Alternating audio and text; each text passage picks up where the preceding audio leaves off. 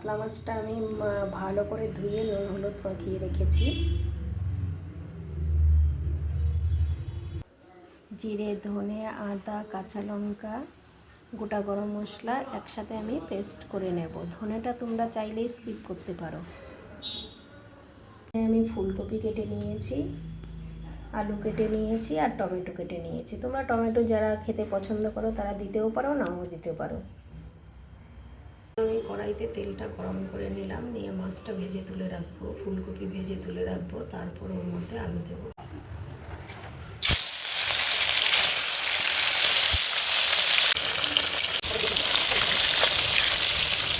আর আমি ফুলকপিটাও ভেজে তুলে রাখবো। তারপর আমি জিরে তেজপাতা ফোড়ন দিয়ে আলুটা দিয়ে দেবো। আলুটা ভাজা ভাজা হয়ে গেলে টমেটোটাও দিয়ে দেবো। টমেটোটা দেওয়ার পর আমি যে মশলার যে পেস্টটা করে রেখেছিলাম সেটা আমি দিয়ে দেব। দিয়ে নুন হলুদ স্বাদ মতো দিতে হবে।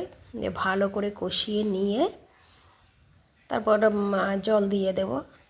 এবার একটু ফুটলে তারপর আমি যে ফুলকপি আর মাছ দিয়ে ভালো করে ফুটিয়ে আমি নামিয়ে নেব। তো আবার ফুলকপি দিয়ে কাতলা মাছ রেডি রান্না করা।